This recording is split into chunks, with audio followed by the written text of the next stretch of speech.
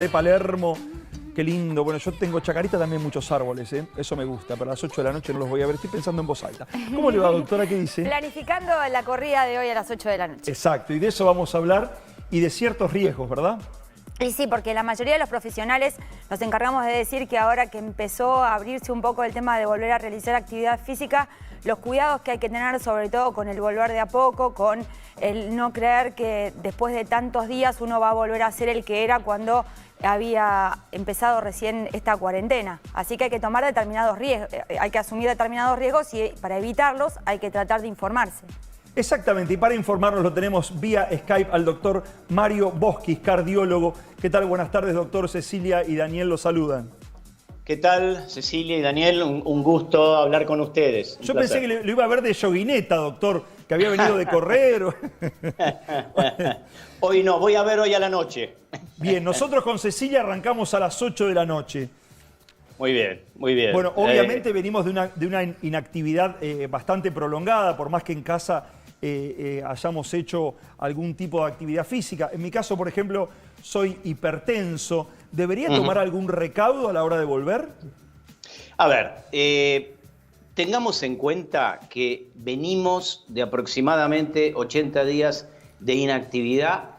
Algunos pocos, debo decir, esto por encuesta propia dentro de mis pacientes y de otros colegas, han hecho muy poca actividad en casa. Lamentablemente durante la época de la pandemia, o en esta época que estamos viviendo, en casa los hábitos no fueron los mejores. La alimentación no fue de lo mejor. El tema de la actividad física, muchas veces por un tema de espacio, es algo que no se pudo cumplir.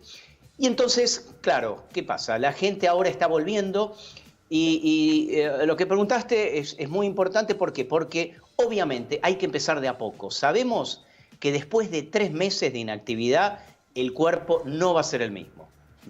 O sea, una de las primeras cosas que vamos a notar es, por ejemplo, los músculos. Los músculos con la inactividad física, más allá de que uno pueda caminar una serie de pasos por día, que a mucha gente le he recomendado, ¿no? En casa tratar de caminar, aunque sea en un espacio pequeño, lo que se ve es que hay sarcopenia, o sea, hay disminución de la masa muscular y hasta puede haber disminución de la masa ósea.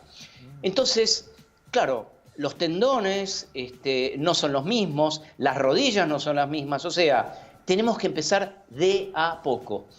Y empezar de a poco significa, y mi recomendación es, cuando tengamos que salir hoy a la noche, el primer día, si no hicimos actividad durante 3 meses, no salgamos a correr, salgamos a hacer una caminata vigorosa. O sea, como si estuviésemos corriendo, salgamos a caminar 45, 50 minutos, una buena caminata. Cuando yo digo una caminata vigorosa, estoy hablando de más o menos 1 minuto por cuadra. O sea, 40 minutos, 40 cuadras. Y ahí vamos a saber escuchar qué es lo que está pasando con nuestro cuerpo. Nuestro cuerpo nos va a dar esa retroalimentación. ¿Nos duele algo? ¿Tenemos falta de aire? ¿Tenemos algo que nuestro cuerpo nos está diciendo, cuidado acá, esto no lo hagas? No, está todo bien, muy bien. Entonces, al segundo y tercer día, podemos ya intercalar una caminata, lo que puede ser esta caminata vigorosa, con espacios breves de trote. Por ejemplo, 1 minuto. Claro. Ahora, una cosa importante también. Si antes hacíamos 10 kilómetros corriendo, los runners, ahora vamos a hacer 5. O sea, los primeros días... Doctor, yo a lo que usted está diciendo le veo una única, digamos, algo que podría interferir en esto, y que es que a la gente que camina la obligan a usar barbijo y a la gente que trota no. Entonces, a lo mejor, yo le digo porque cuando a veces salgo con los chicos los fines de semana y tratamos de caminar un par de cuadras haciendo lo que usted propone, cuando caminan con barbijo, incluso los chicos sienten dolor de cabeza y la respiración no termina de ser la suficiente calidad del ejercicio como cuando uno lo hace sin el barbijo. Entonces, a lo mejor la gente que hoy quiera salir a correr se va a encontrar con esta dualidad, ¿no? Que si trota no usa el barbijo, pero si camina sí, y a lo mejor empieza con estas sensaciones de falta de aire. Excelente pregunta, bueno, y excelente acotación. A ver, Tenemos que recordar que todavía estamos en época de pandemia. Entonces, lo primero que yo recomendaría es llevar el barbijo y tenerlo en el bolsillo si uno va a correr, y si uno va a caminar, utilizar el barbijo. A ver, las caminatas con el barbijo, obviamente, el barbijo es un elemento que impide un normal flujo de aire, tanto de entrada como de salida. Imagínense, el hecho de usar el barbijo es como tratar de respirar utilizando un sorbete como para bebida. Bueno, el volumen de aire que nosotros estamos incorporando es menor. Tenemos menor volumen de aire, ese aire penetra en el organismo, entra en los pulmones, pero ¿qué pasa? No es suficiente para la energía que nuestros músculos necesitan. Por eso estoy hablando de la caminata y de la caminata vigorosa y no el tema de salir a correr, en gente que ya tiene cierto grado de condicionamiento. El runner tiene cierto grado de condicionamiento.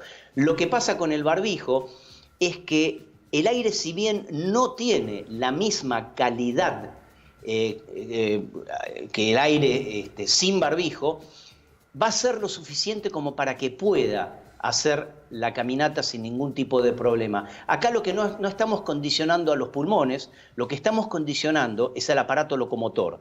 Nos va a resultar más dificultoso, pero en general se puede lograr una buena caminata de 45-50 minutos con el barbijo. ¿Qué pasa? Si tenemos dificultades, paramos y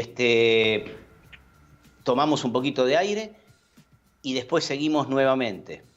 Pero utilizar siempre el barbijo. Ahora, ¿qué pasa cuando salimos a correr? Ya estamos en el tercer día. El tercer día ya directamente no es necesario la utilización de barbijo. Como dije, el barbijo lo vamos a tener en el bolsillo, lo vamos a llevar con nosotros, porque cuando nosotros salimos de casa, nos vamos a cruzar quizá con gente que sale a correr y tenemos que mantener la distancia social. Claro. Y tenemos que estar muy prevenidos. Entonces, vamos a salir con el barbijo hasta el lugar que hemos designado o elegido para salir a correr. Doctor, adelante, por favor. Le hago una pregunta. Usted es cardiólogo y me quedé pensando un poco en el corazón. Ese músculo, usted dijo, los músculos se atrofian, uno no. ¿Qué pasa con el corazón al tener estos 80 días, por ejemplo, no corriendo, no haciendo esa actividad que uno hacía frecuentemente? ¿El corazón también sufre esa falta de ejercicio? Sí, a ver, después de lo que se sabe por estudios que se han hecho en deportistas, y estoy hablando también de deportistas de élite, que por ejemplo tuvieron una lesión importante y que tuvieron que dejar la actividad durante un tiempo. Lo que se sabe es que pasados los 2 meses, el decondicionamiento del cuerpo, o sea, el desentrenamiento del cuerpo es casi total. Y después de 3 meses tienen que empezar, generalmente empiezan de cero el entrenamiento nuevamente. Bueno, imagínense, este es un atleta de élite. Imagínense nosotros, a ver, el corazón no es que va a dañarse ni va a haber ningún problema si uno durante esos 3 meses no hace toda la actividad física que debería. Lo que va a suceder es que se va a estar desentrenado. El corazón es un músculo y como cualquier músculo, el corazón se puede desentrenar. Nos pasa cuando uno va a un gimnasio y quiere levantar pesas. Bueno, es lo mismo. El corazón se desentrena fácilmente, entonces lo que nosotros vamos a notar es que nuestra frecuencia cardíaca en reposo, o sea, la cantidad de latidos por minuto del corazón, va a subir, puede subir. Si antes teníamos 60, 70 latidos por minuto, especialmente la gente que se toma la frecuencia, hoy está muy de moda, hay relojitos, mismo hasta un teléfono inteligente puede tomar, va a ver que la frecuencia cardíaca va a aumentar. ¿Por qué? Porque el músculo, al estar descondicionado, lo que va a necesitar es latir más veces por minuto para mandar la misma cantidad de sangre que necesita todo nuestro organismo. El efecto de entrenamiento lo que logra es que el músculo emita un gran chorro de sangre en cada latido y entonces la frecuencia cardíaca va a ser menor. El organismo siempre tiende a la economía. Por esto que siempre usted tiende dice, a gastar. doctor, por esto que usted dice de este cambio que va a haber entre la frecuencia basal a cuando uno comienza a hacer ejercicio, ¿recomienda que las personas se hagan un control médico, sobre todo de la parte cardíaca, antes de volver a retomar la actividad física? Y teniendo en cuenta también que no es tan ahora habitual el ir a un hospital para hacerse controles por esto que sugirieron no ir, ¿no? Por la pandemia.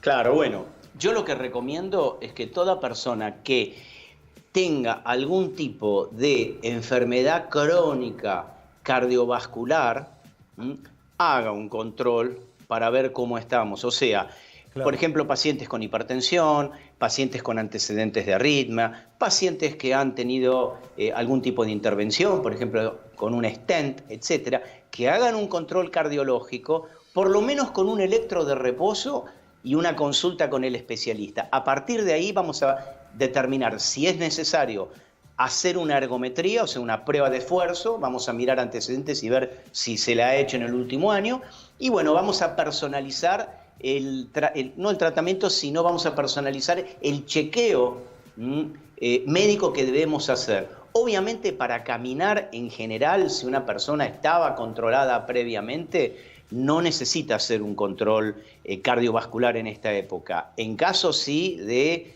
querer salir a hacer running, es muy pertinente lo que han dicho, es así, es importante que hagan una consulta. Y una cosa que aprovecho para decirles, ya que me han preguntado, a nosotros los cardiólogos en las últimas semanas nos han llegado muchos reportes y hemos visto nosotros mismos en nuestra consulta diaria que ha habido una disminución muy importante de las consultas cardiológicas de pacientes con enfermedades crónicas.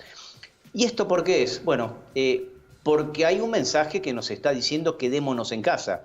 Quedémonos en casa, tenemos que hacer cuarentena, el virus mata, bueno, en fin. Pero por el otro lado hay enfermedades crónicas cardiovasculares, por ejemplo, ni hablar del cáncer o de otro tipo de enfermedades, que siguen su curso.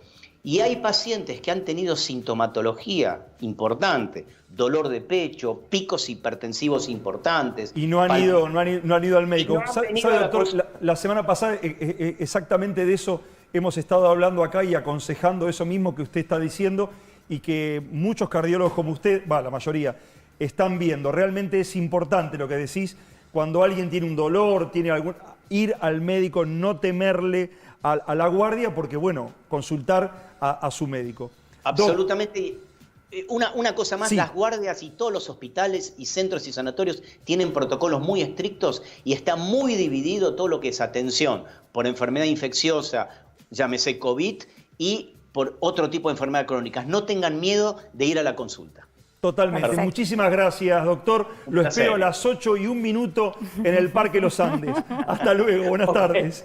Hasta luego y gracias. Gracias. Muy bien, señoras y señores, doctoras, nos vamos al primer corte aquí en Hoy Nos Toca. Pausa breve y ya volvemos.